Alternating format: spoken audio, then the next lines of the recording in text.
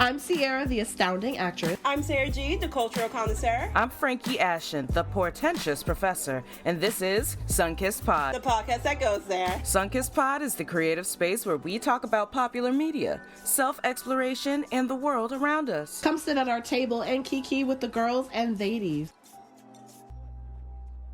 Hello, testing.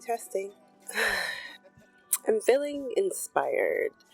I just finished Love Hotel, which is, the first episode of Love Hotel, with this new Bravo series about 4 housewives, Giselle Bryant, Shannon Bedore, Luann de Lesseps, and Ashley Darby, falling in love or finding love at a nice resort in Mexico with reasonably aged men, We got a couple, I think we got one 30-year-old and everyone else is 40 plus. Well, the 30-year-old's 38 and everyone's 40 plus. And I spent the whole episode smiling, just grinning at their interactions with each other, just happy to see these women finding, joy and connecting with these men and just the potential of finding something new. And be honest, I have been consuming a lot of series about love lately. From Love on the Spectrum to one of my favorite shows, Survival of the Thickest, was one of my favorite actresses, Michelle Buteau. Listen, I'm not French. Michelle Buteau in her show Survival of the Thickest. And she falls in love with an Italian guy, and they're on their second season, and their relationship is definitely messy. But it made me smile seeing him get in the cab at the end of the season after the messiness of their whole relationship that season. And I've just been thinking about love and when I'm going to find it, if I'm going to find it. And I started thinking about this episode in March when the new song by Himes came out called Relationships. And it's just basically my favorite 3 white women, roaming around, walking, and saying fucking relationships over and over again. And the song came out right when I was meeting up with my favorite situationship. I was just like giggly and happy just to cuddle with someone for a good day. And the song was on my mind.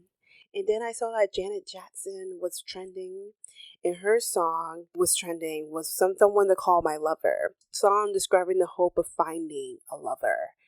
And the lyrics was just so fucking catchy. And I just had, I was just in like a Lover Girl kind of mood.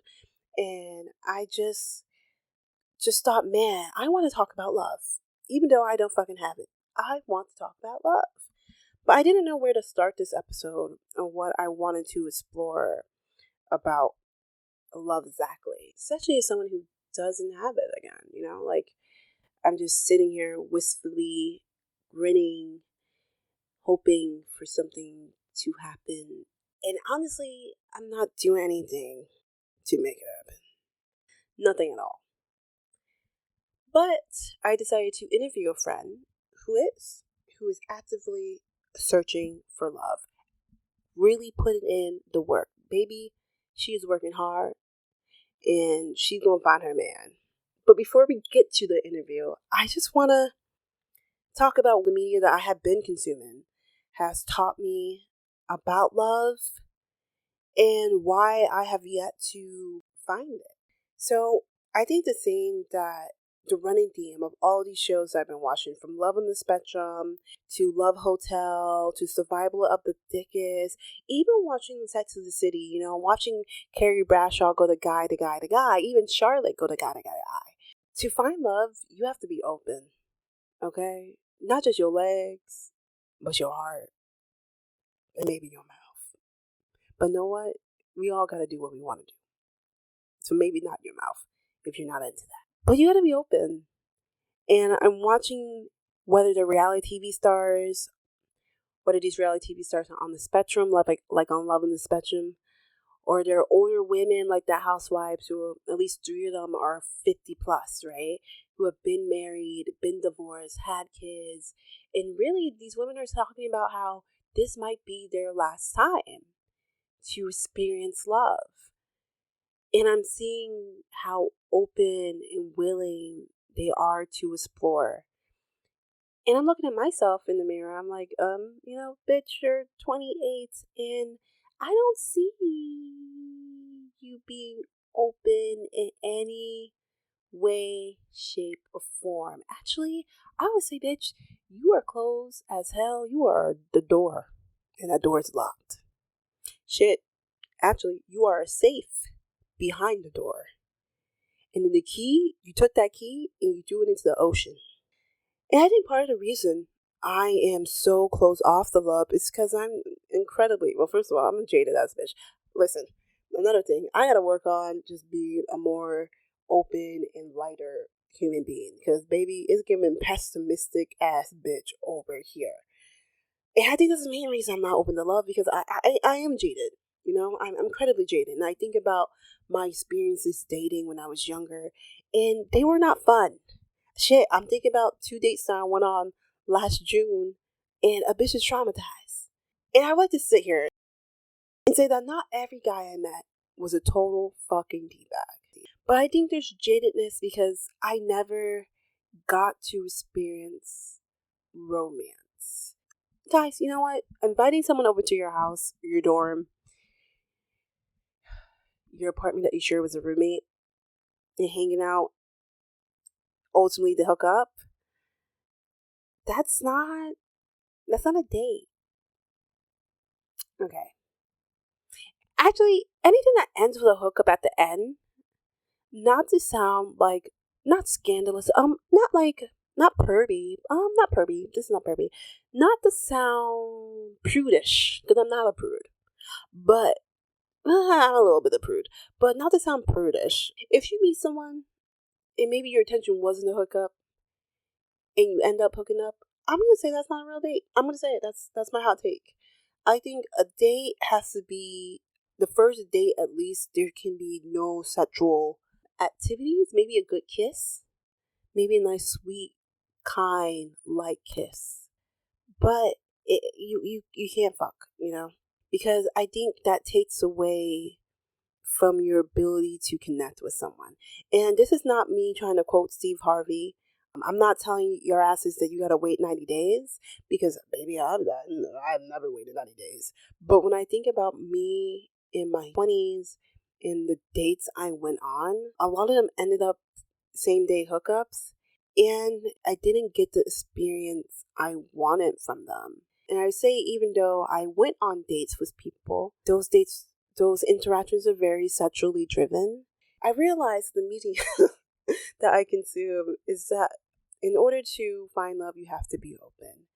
And then I think about Love on the Spectrum, which I think has so many beautiful lessons. If people who don't know who Love on the Spectrum is, it's a docuseries on Netflix that follows neurodivergent people's quest for love. Many people on the show have autism, and they're learning how to make genuine connections besides having what I would say is like a roadblock. But not that saying that autism can be a roadblock, but sometimes, it's harder for them to connect with people who aren't neurodivergent, right? It can make dating a little harder.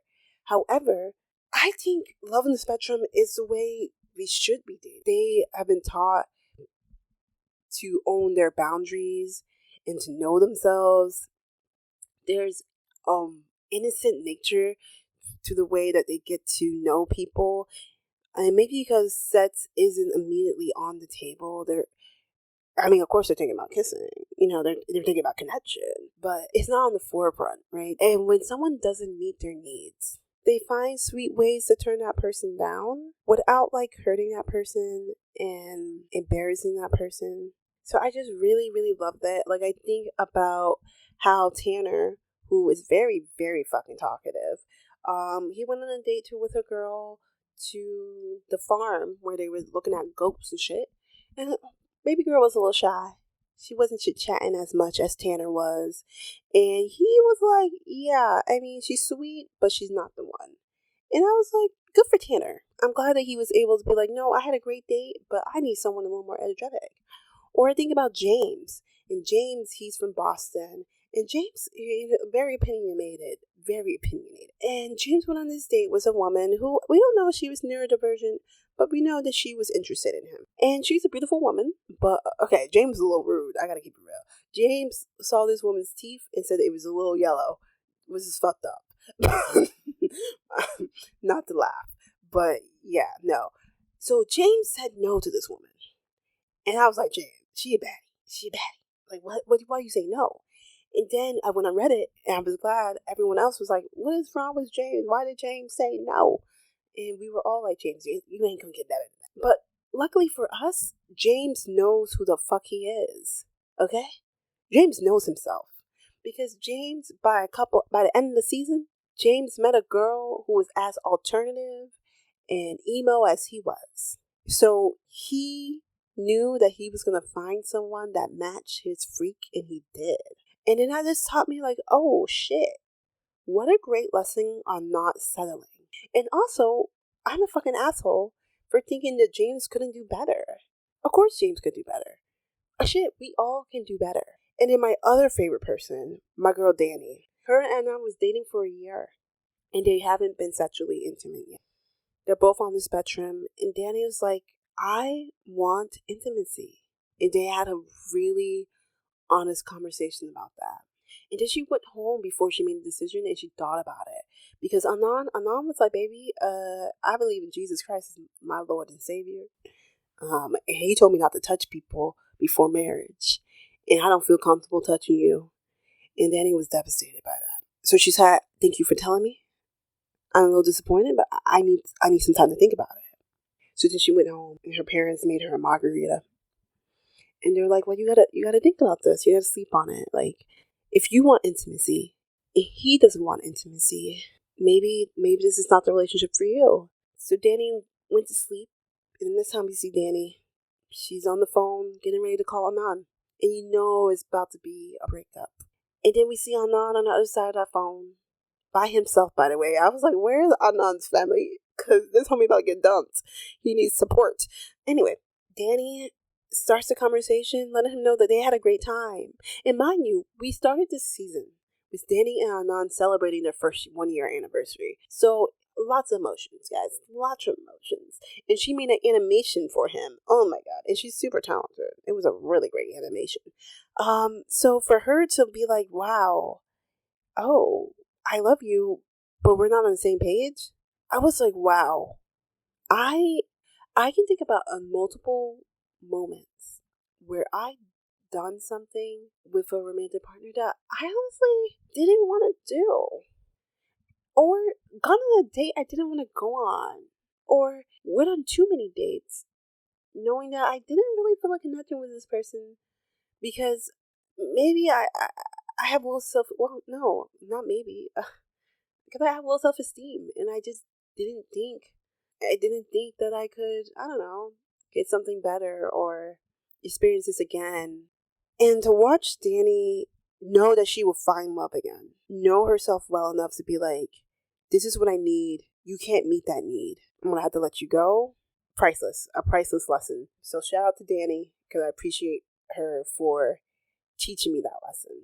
Because knowing thyself is, I think, after openness, it's like the second most important thing when it comes to finding love. And I gotta keep it real, I don't know thyself. And another thing, I love listening to people talk about love. And one of my favorite, relationship people is Sharon Boudron, which she's a YouTuber.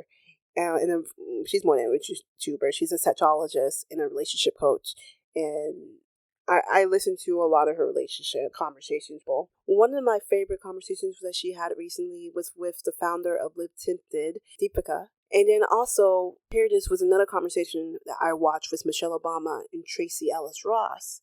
And both Deepika and Tracy Ellis Ross are career-focused people. Beautiful, beautiful women. Deepika is in her mid-30s, and Tracy Ellis Ross she's 52. And both of them were talking about how they have worked so hard to be whole people. I mean, I think Tracy Ellis Ross said that she's an embodied person. These are women two different ages, but it's clear that they know themselves. And they're not willing to settle just to say they found love. I really respected hearing that, and I feel like I needed to hear that. Because how can I find love, baby, when I don't know myself? And I'm not saying I can't learn myself through the eyes of someone else. At least parts of myself. But I got a long way to go before I ever reach the status of embodied. And I think there's a lot of fear for me that if I fall in love with the wrong person, that I can lose track of time and get kicked off that path of self-actualization. So that's why I think I hold off a lot. I guess the things, okay, to narrow it down. In order to find love, I noticed from the media that I've been consuming, I have to be open. In order to find love, I need to be able to set boundaries, hold true to my boundaries, right? It's not just about setting them. It's like, this is what I say I wanted. This person's not meeting what I want. And there are some things that you can compromise on, but values is not one of them, right? Like no homophobes, no transphobes, no misogynists, no Christian nationalists. I'm not a religious person. You can believe in God, nigga, but ain't nobody trying to read a book, read a Bible. Not me, at least. So, okay, I don't gotta go through the whole list of my values. But the point is, sticking to my values, sticking to my boundaries, and knowing my fucking self. And then also, I want to let down my guard enough to feel a sense. Well, no, I want to let my guard down enough to enjoy the earnestness of love, to enjoy how genuine that feeling is, to allow myself to get giddy and feel, when I'm watching these women fall in love or just be crushing, I wanna be present.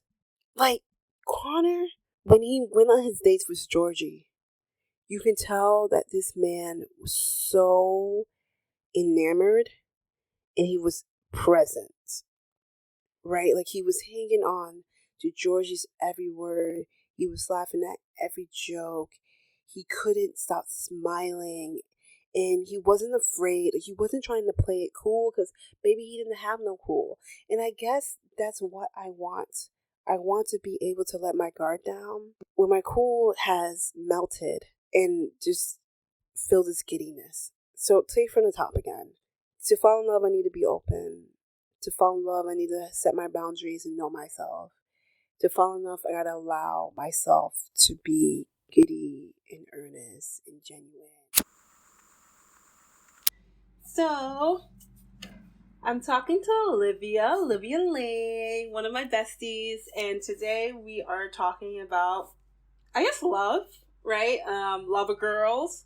So, I brought Olivia on the pod because, as I was talking to you guys earlier, I want to be in my Lover Girl era, but I'm a coward. I'm a little scared. I don't think you're a coward. I mean, yeah, I get discouraged easily when it comes to love and chasing love, and it's just you have more tenacity, as I said earlier. I feel like everyone has their different processes for dating, so I wanted to get you on the pod because I guess I just wanted to talk to you about your perspective on love, your perspective on dating, and would you categorize yourself as a lover girl? And this is what I define a lover girl as. And you can agree with the definition or switch up the definition or add your own to it. But I was like, a lover girl is a person who enjoys and is constantly chasing romantic experiences. Lust and love are their drug of choice. They love the feeling of meeting someone new and fantasizing about them and building the world around them. Like, would you say that's what you define as someone who's a lover girl, or do you feel like that doesn't accurately define you? I feel like part of it is definitely it, I feel like a lover girl is someone who is chasing or is willing to put themselves out there more. Like, oh, I'm open to actual romantic connection with a person.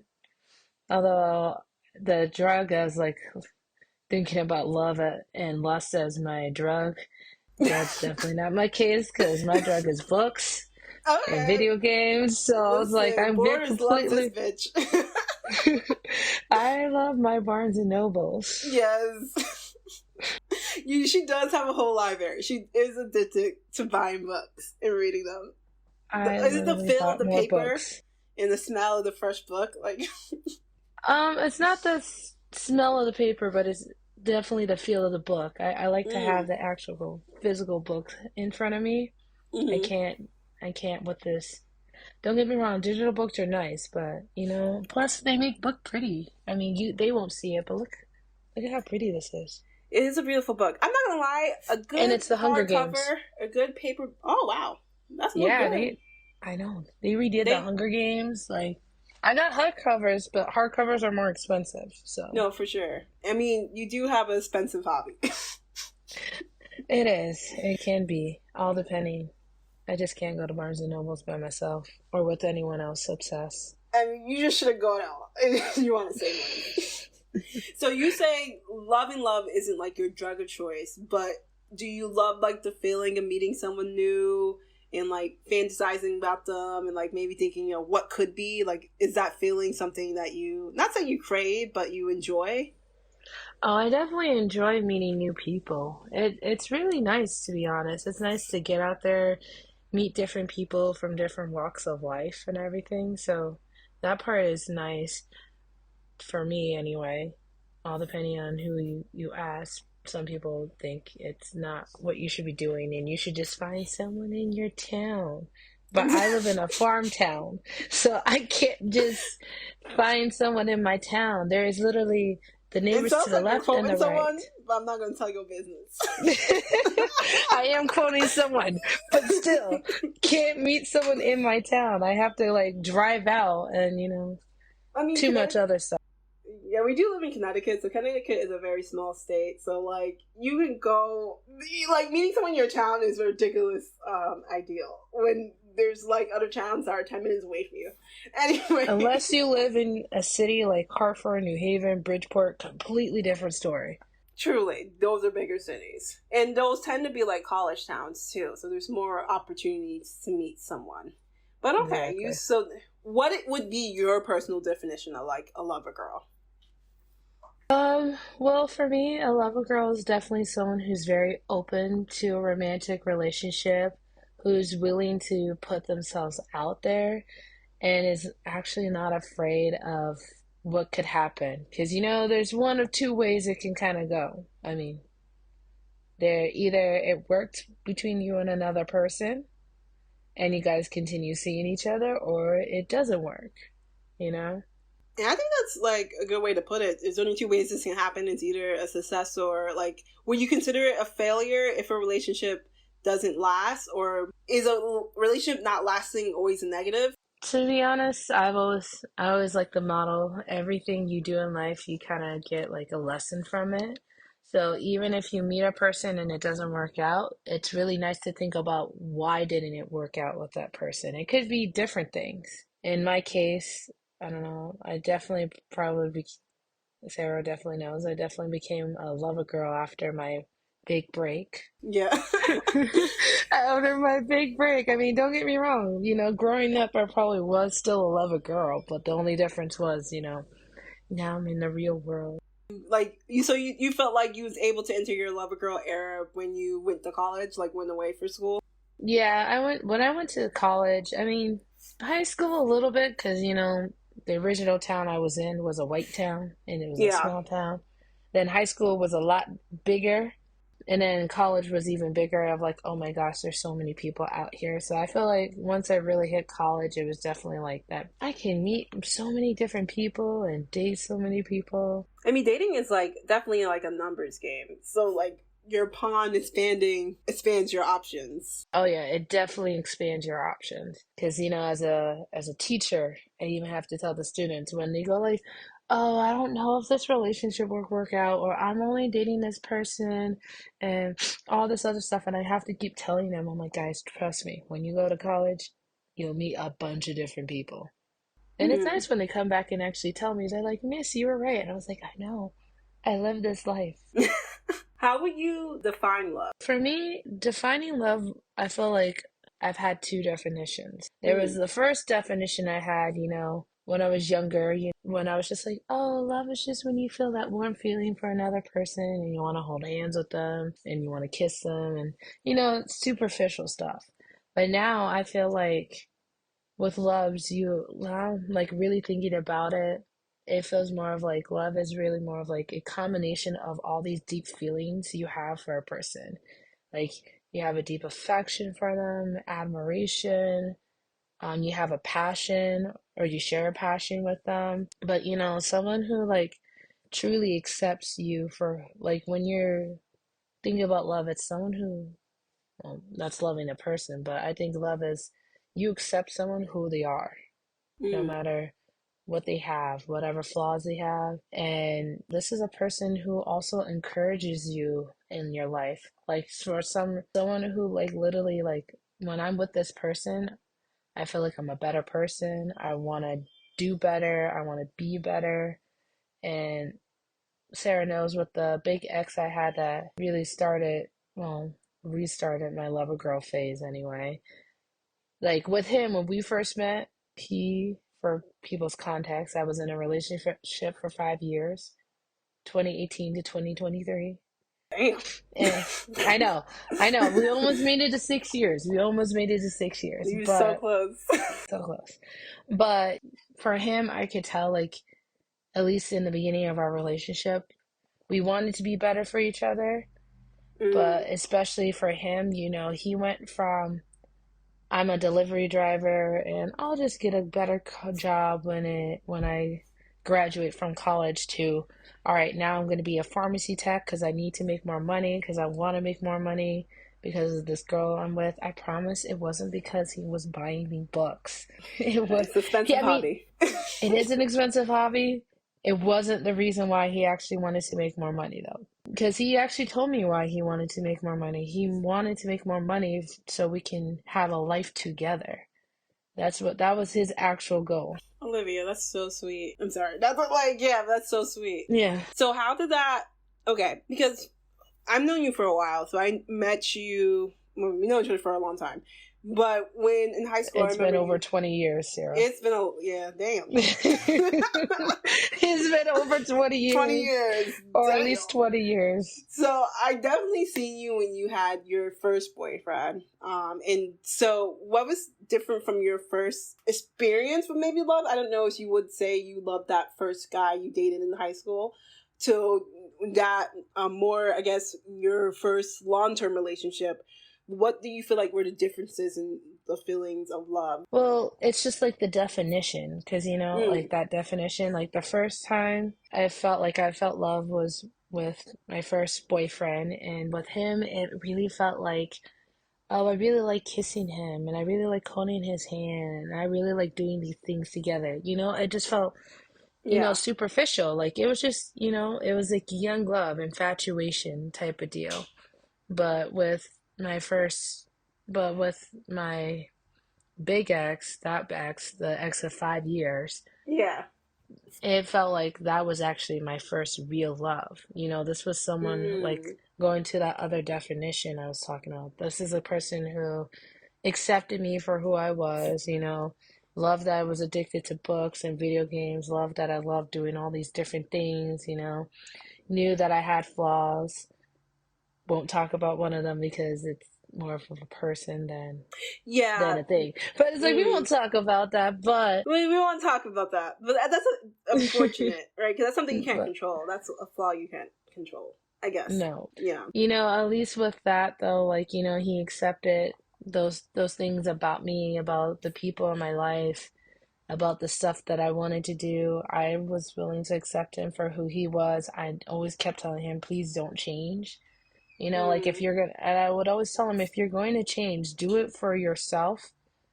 Don't really change for me, and I always actually tell anyone that I date, like if I've dated them, I tell them, don't change for me. Do it for yourself, because it's like, yeah, it's nice when they want to change for you, but you started liking them for who they are right now. And if they're changing just to kind of fit how you think they should be for you, then it's like, yeah, that's not really I'm not really falling in love with a real person. I'm falling in love with a Yeah. fake person. Versus if you're changing yourself because you want to be a better person for yourself and for your partner, it's like, all right, now they're changing into a person that is more of, all right, I'm doing this for myself, and the benefit is my partner also likes this change in me as well. I like that. So you Yeah. notice, so basically from your teenage years to your adulthood, you finally experienced like true love, and you recognize that it was a lot more than like superficial things. It was Yeah. definitely like a deeper level of intimacy, and you kind of realize like it's really accepting a person in totality, their flaws, not just like this childhood level infatuation, but it's just like, oh, I love you even though you're messy, even though you have a session with anime. Like, like, not saying that you can't love someone for their session with anime, but funny, like you really got to know this person on a deeper level to the point where you wanted to build a life with him, and that's what's the difference. When you're a teenager, you're probably not thinking about your future. You're probably living more in the now. Yeah. Where when you, as an adult, you fell in love with someone, you're like, oh, actually, I think I could have kids with you. Yeah, exactly. This is someone I pictured having kids with, traveling with, going like buying a house with, going through all like those very big adult things in life that you can do with a partner. So when that ended, how did you find yourself getting back on the saddle, right? So you lost this big love, and that's a huge heartbreak. But how Yeah. did you realize, like, you know what? I'm going to keep, this is something I want. Love is something I want to experience. A partner is something I want. How did you keep moving forward? Well, it's just like they do say. They do say like, you do need to take time for yourself, although my friends can attest. That didn't It exactly didn't look like happen that. in the order. It It didn't, didn't feel like that. but it was just, I had the summer before we broke up. He was at his brother's wedding in another country. So I was here by myself. I wasn't working that summer. So I actually took a lot of time to really kind of reconnect with stuff that I liked and reconnect with Olivia. And Mm, then we just happened to break up later on that year. So when it came to like reconnect, because it is nice to like reconnect about who you are as a person and what you like, what you don't like, what are your goals and everything. So that already ended up happening before I even knew this before that breakup even happened, mm, type of deal. So yeah, I felt like that's why it was very easy for me to kind of just move on because honestly, we broke up like the Monday before Thanksgiving, and then that Friday, I went on a date. And to be honest, going which on a is date, wild. it is wild, but I mean, I also feel like kind of going on dates does help you get over a Mm, person because, going on that date, it kind of just reminded me that there are other people out there. Yes, this relationship didn't work, but it doesn't stop, but it also reminded me like, yeah, there are other people out there. There is someone who loves me for me. Although, spoiler alert for those people who think that I might have went back to my ex. No, my ex, he, I say this is a karma thing a little bit, and Sarah agrees with me about this, yeah, let's see. because, he did, but, he did ask, like after a month or two while he was dating another girl that, Trash list. she's very, she was very nice though. The girl's very nice. It's as far as I know, it's his fiance. I haven't really been talking to him, but he said You heard that right. he, It's now his fiance. Go off. yeah. Less than a year. Go off. Don't worry, my friends were angry for me. It's okay. Less than a year. Okay.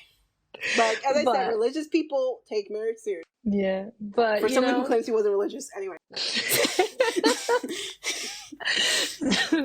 but he mentioned like a couple months after we broke up, and he was just like, oh, yeah, you might find someone who loves you out there, but you might find someone who still loves you here. And I was like, what?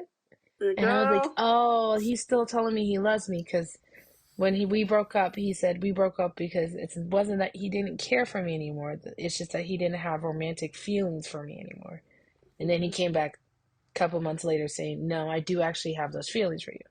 And in my head, I was like, I fucking knew it. Why didn't you listen to me when I told you when we broke up, when you decided I don't have feelings for you anymore? I was like, you do. You just need to move away from this place and you'll be fine. Turns out I was right. Yeah. But, Yeah.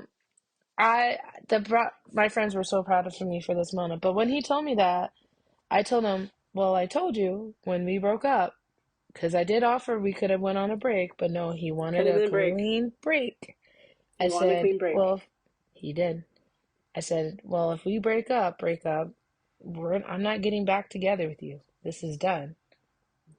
Probably didn't believe me until I told him that when he said that he still loved me. And I was like, I was serious. We're not getting back together.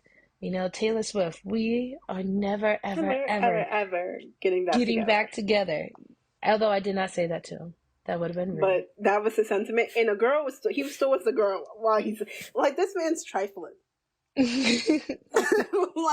and I hate to say that because do I have pictures of him from Portugal on my phone? Yes. Like, dude, like, it sucks. Like, him as a person, decent, but it's just like, he clearly didn't know what the fuck he wanted in life. We have theories, but it's just clear that this man was lost. Yes. So I'm not gonna lie, I kind of forgot the question. But I mean, the question essentially was, how did you get back on the saddle? So you essentially said, you know what, girl? The minute I knew that shit was breaking down, I reconnected with myself.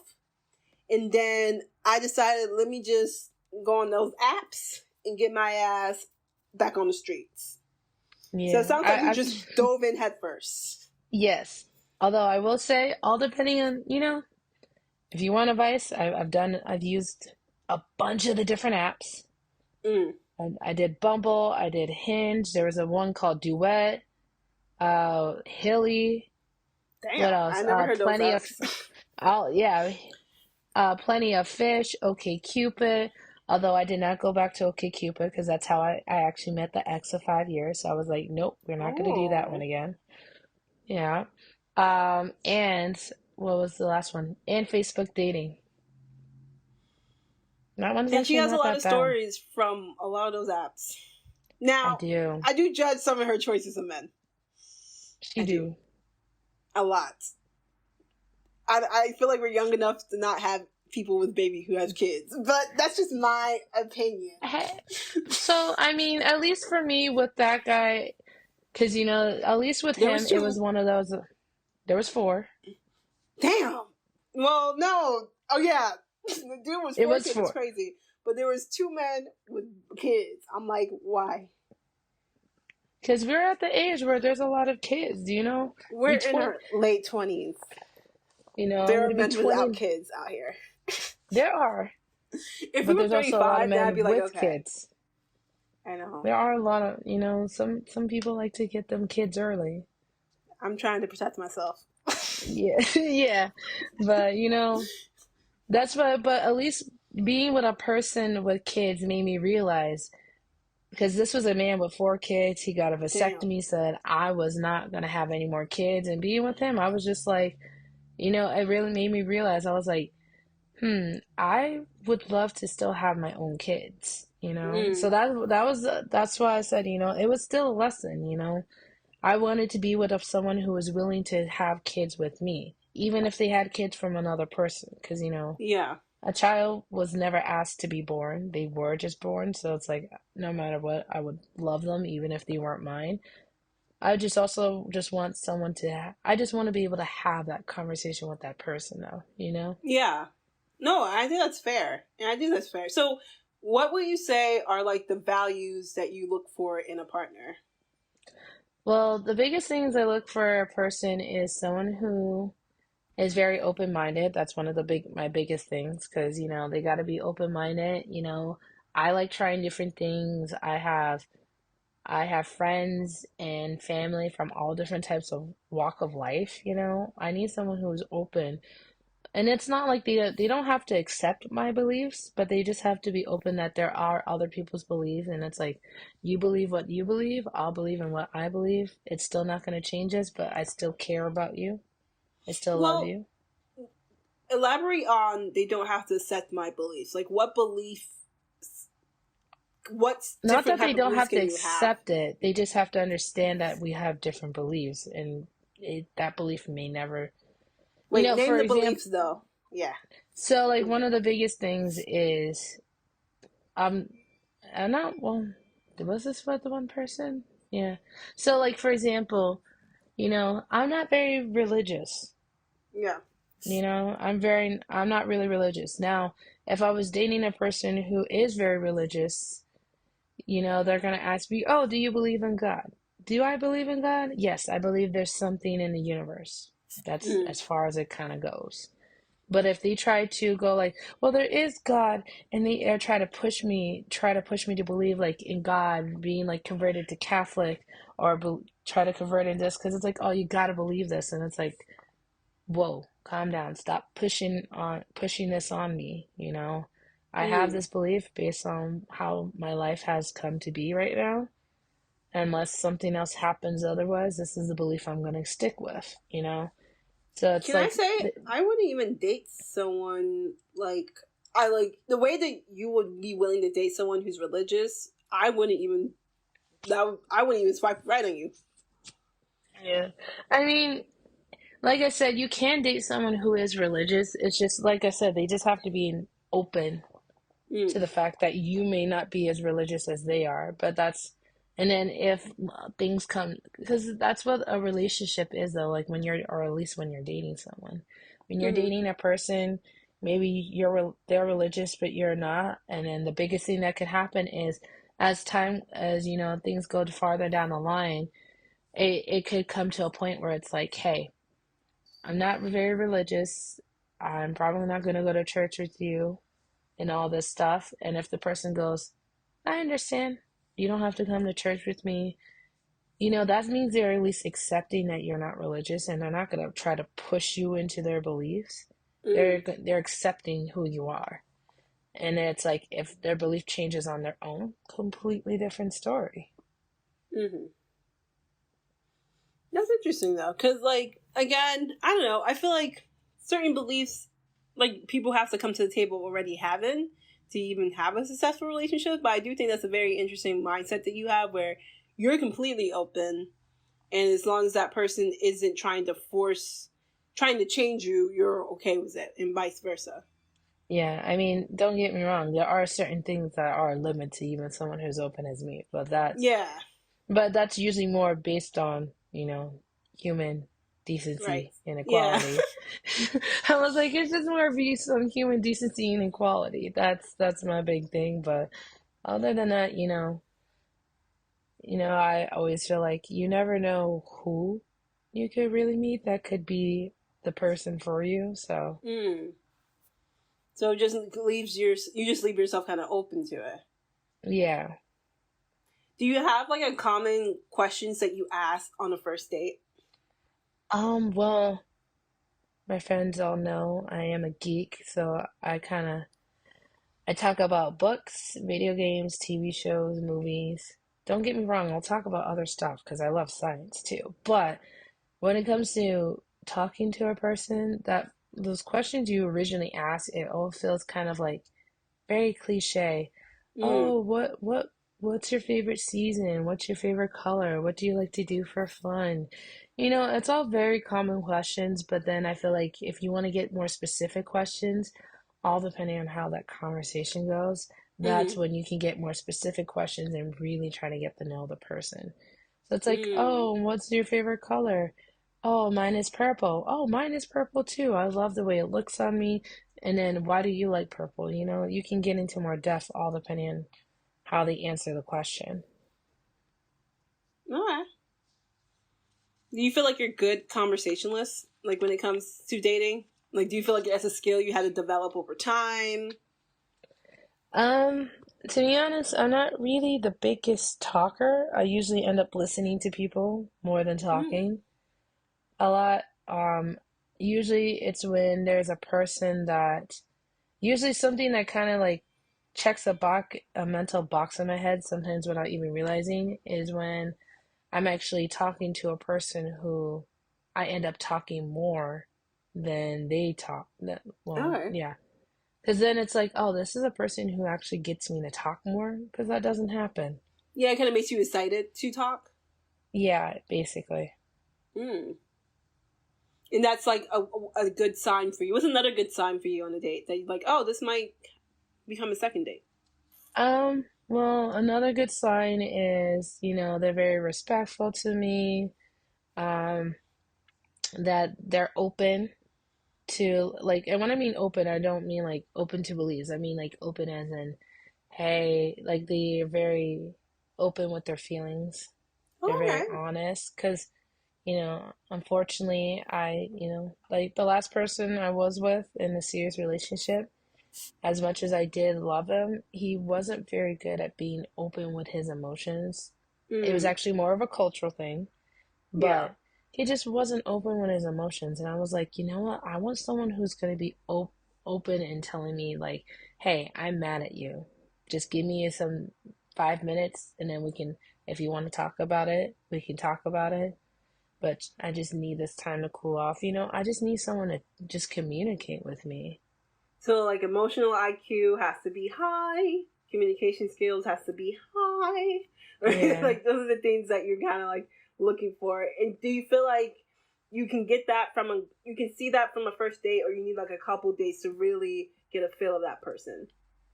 It all depends, because, the current guy I'm dating now, Oh. we started talking. Yeah, we started talking and we just talked about all different types of things, being, our previous relationships, because I know they say it's a faux pas that you shouldn't talk about your exes, but to be honest, it's just like how they say about salaries. They say you can't talk about your salary at work, but you really can, because You that's how really you can should. get, you really should. It's the same thing with this person too. By showing that you're talking about this ex. I mean, as long as you're not constantly bringing up your ex, because that's a Yeah. different story. Bringing up your ex multiple times on a date just says, I'm not over my ex. But bringing up stuff that happened with that ex is a completely different story. Because it's like, Mm.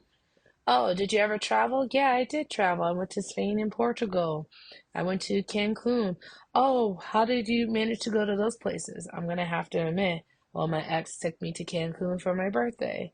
I went to Spain and Portugal with my ex, my best friend, and her cousin. Like Mm. he's like it was all depending on how much of part of their life they were for you, like how Yeah. much they were a part of your life, you probably will have to bring them up in conversation. As long Mm. as you're just not constantly going, well, my ex did this and my ex did this and I miss when he does this, then that just says, It's just nah, like, yeah, that just shows you're not she ready not to over date. him. But so you guys had these conversations where you felt comfortable talking about your exes and the experiences that you had with them. You guys talked about like your favorite video games and comics and books. So then like when do you feel like, okay, I can see him again? Yeah, or I might actually want to see him a third time. You like, what was that feeling like? Um, for me, I usually get it after the first date, because I've noticed Mm. that whenever I go on the first date with a guy, I'll go on a date with them, and after that date, the next day, it's almost like I need like a day to kind of process the date so I can kind of go back in my head of like, how did it go? How did I feel? Because, Mm-hmm. you do have to understand your own feelings before you can really move on with a person. And, Yeah. for me, for that first day, I really enjoyed it. We went to, first of all, this man took me to Barnes and Nobles. Oh, he I a don't winner. I know. He took me to Barnes and Nobles, not only that, but then he actually bought me books, and I was like, No, not him feeding her addiction. Okay. but then, we walked around the mall, and then we went to this place called Hungry Pot. Really nice, cool Korean um buffet, and we just sat there and we talked, and it was actually really nice. We talked, like I said, we talked about all different types of things that we like to do, where we worked. what we want to do in life. Actually talked about stuff in the future, stuff in the past, and the now. So we just talked about everything. And then it was nice because, night came to end. We kissed. There was Ooh. actually chemistry there. Okay. So that was nice too. And then the next day it was just like, I do want to see him. Like when thinking about it, I was like, I do want to see him again. This is someone I can actually see myself continuing talking to, and eventually, hopefully, we'll get to that portion where it's like, yeah, this is my girlfriend, this is my boyfriend. We've been we've been dating for about a month now. Cause Ooh. yeah, so Okay. Okay. So that sounds like it's promising. Now we're gonna leave off as a couple of questions before I let you go. hmm One thing I want to say, like, what's your favorite love song? uh, I don't actually have just one. I have Give like a me the whole. list. Give me the list. Give me a uh list of love songs that you're just like, yes. well, so it's to the point. Spotify made my own like lovey-dovey playlist because a couple of songs that I have on there. I just recently added, as soon as it came out and I heard it, Die with a Smile, because let's be real, Ooh. that Mm-hmm. one's there. You have Lose Control, My Oasis by Sam Smith, Strange Magic. It's based on this movie that I watched as a kid, but I also love that song too. I just don't remember the original singers from, but I do like that song. Um, what is this? This is one that I got from a TV show. I think it's called, oh, Is This Love? Ooh. Is this love? Is this Is love? this love? Is this Is love? this Is love? this Is love? this Is love? this Is love? this So by love? Kareem Bailey Ray, yes. Yep, yep. I got Gangsta because I actually do like Ooh. that one, Nice. even though it's a little, even though it's like a little bit more of the. Yes. Okay. That's okay. And then I also have Infinity. I love you to infinity. Oh. Oh, I never heard that one. Yeah, that one's a good one. I do like that one. One Last Time, Ariana By Grande. Ariana Grande. Yeah. One Yeah, last time. yeah. And then Young and Beautiful by Lana Del Rey. Oh, okay. And what would you say is your favorite? Like, do you have any romantic comedies that you like, or movies that you're like, oh man, I love this movie, and I love this Um, love story, or even a book? What's your favorite love story in a book? wait, well, I don't know about the books. No, I'm joking. I have way too many books that I could say about, like I just finished reading a series it's called Somber Demons. Uh, I mean, I feel like you'd be listening to smut too. Like you'd be reading smut. I mean, this book does involve smut. I mean, don't get me Yeah. wrong. There's books that I have that I read all different types of books. But the one I just recently read, this was about fated mates.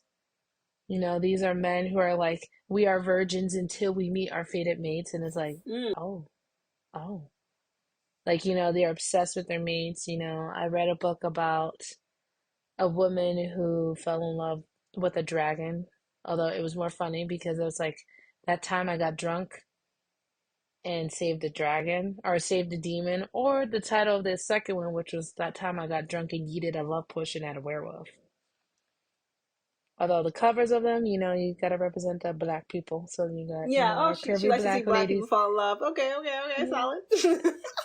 yeah, so it's, The listeners are like, what the fuck is she talking about? oh A yeah, drag. I mean, the first one had mostly white women. The second one I mentioned, all of the characters black. Okay. Okay.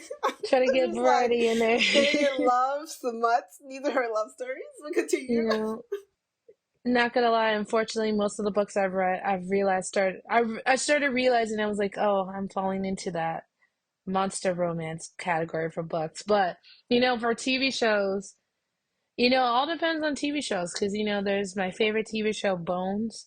You have Ooh. multiple different characters that fall in love with there. I love to see the rise and fall of their relationships, like how they build up to the relationship, how it can kind of go down, and so forth. Movies, not as much. It all depends. because when I watch a movie, I'm not really watching a movie for romance. Same with TV shows. I'm not really watching them for romance. I'm watching them for the story and the other stuff. But if it involves romance, let's be real, it also still gets you hooked. So, Yes, it you very know, much like, does. A lot of ships. like Pirates of the Caribbean, technically it is a love story. Yes. Three Orlando three Bloom movies. and Keira Knightley. Yes. Yeah. So I did, and you got to watch the relationship a little bit, how it went, how much they truly loved each other, going to the ends of the earth to do these things just to be together. Or you even have movies like Harry Potter, again, Yes. watching a kid who grew up, watching him having his first crush, first rejection, and actually finding the woman that, literally was there all the time, although they do say you got to be careful when it's the best friend's sister, but Of still, course. Of course. That's risky. it's always a risk. And final question before I let you go. Do you have to be a little bit delusional to keep chasing love? Oh, absolutely. Yeah. Oh, of course you do. I mean, it's a scary world out there.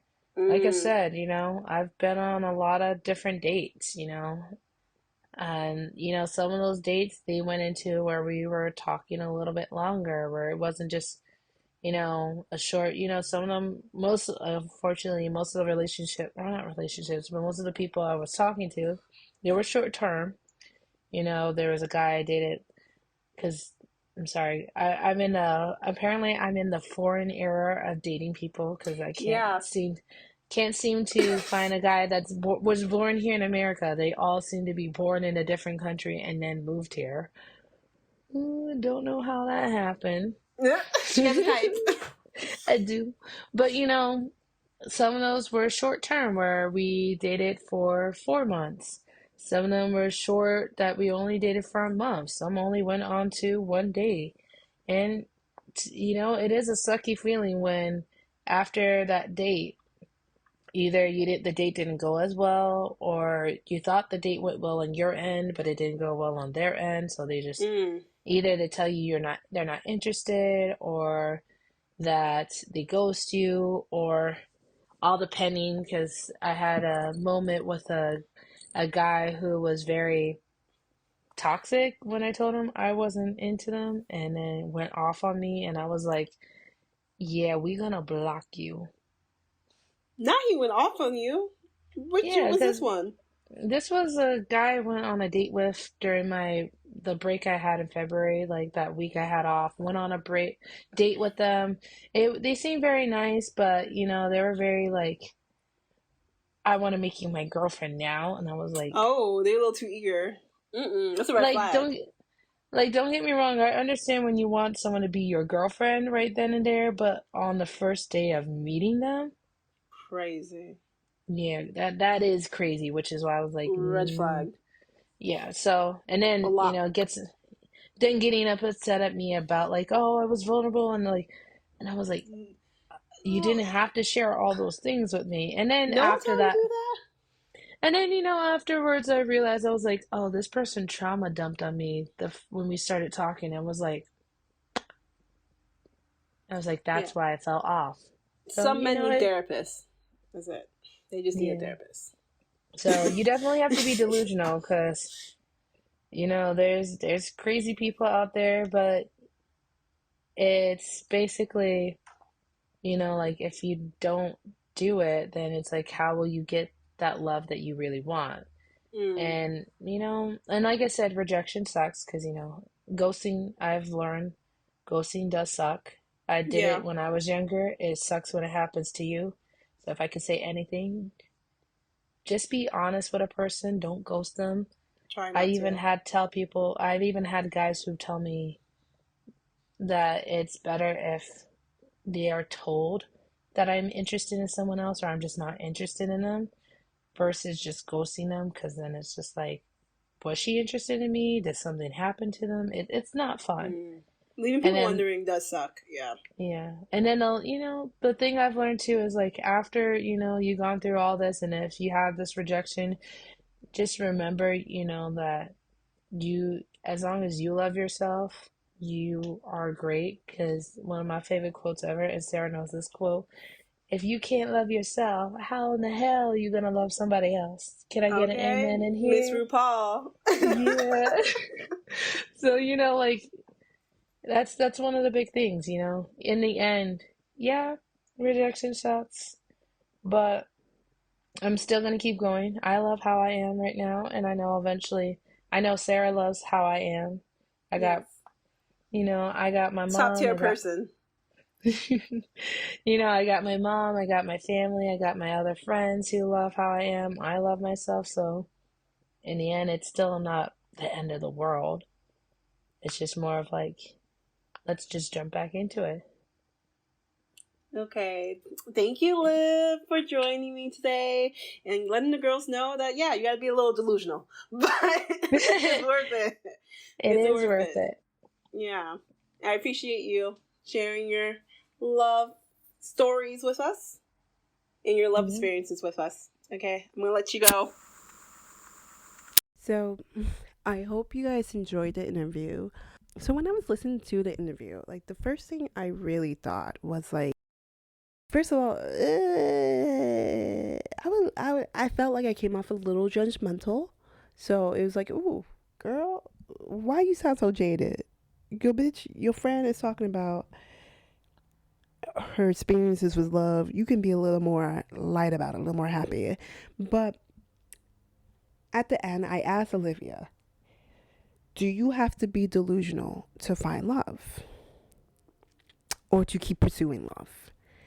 And the truth is, I think maybe a little delulu, but I think the real word for what I was trying to ask was like optimism. Like, I think you have to be optimistic to find love. And I think I already talked about that, right? In the beginning. Like, optimism is what you need to find love. And it was very clear that she was very optimistic and persistent. I'm not gonna lie, I be quitting early. Okay? I tap out after a bad date. But yeah, I really enjoyed talking to Olivia because I felt like it was nice to listen to her talk about her dating practices, her favorite like butsu movies. She likes a lot of smut. Mm. No, I thought it was a really good conversation. So I wish I did go into the interview with a brighter mindset. I do think when I recorded the interview, again, it was in March. And you know what? My situationship did let me down. So I was feeling a little pessimistic. But he did. But, okay. But, I mean, he had a reason. But listen back now in April, late April, at least coming off the high of a really cute TV show, again, off of Love Hotel, that's on Peacock or Bravo if you want to watch. I'm feeling like a little more optimistic about love. I'm definitely not going to be pursuing it anytime soon because the bitch is on a path to embodiment. I want to be an embodied woman, and I know Tracy Ellis Ross is 52, but I do think I can at least get further on that journey. I would say right now I'm at 40%. No, I lied. I'm at 32% of embodiment, and I would like to get to 60 because I do think you have to experience things, experience life in order to be embodied. So I definitely would like to maybe like, no, I think 60, like a 60% of embodiment to feel fully embodied. Anyway, I'm gonna let you go because I gotta let you go, but I do want to give you this. I give you a little hope from Janet Jackson, someone to call my lover, because I hope if you're looking for love and you're thinking about love, I hope you get it. So maybe you'll meet at a bar and he will drive a funky car.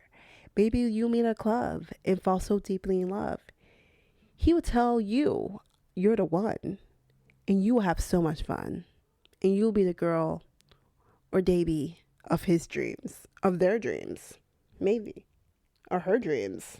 Baby, I don't know your life, of anyone's dreams. Live it, you know?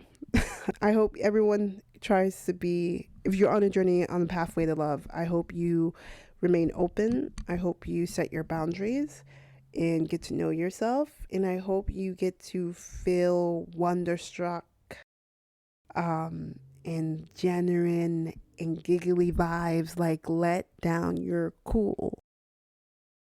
I hope you get to let down your cool. Thank you. Bye. Thank you for listening to the Sunkissed Pod. You can find the Sunkissed Pod on Spotify and Apple. And you can join us on Instagram at the Sunkissed Pod to stay up to date on the girls and the ladies. Ta-ta.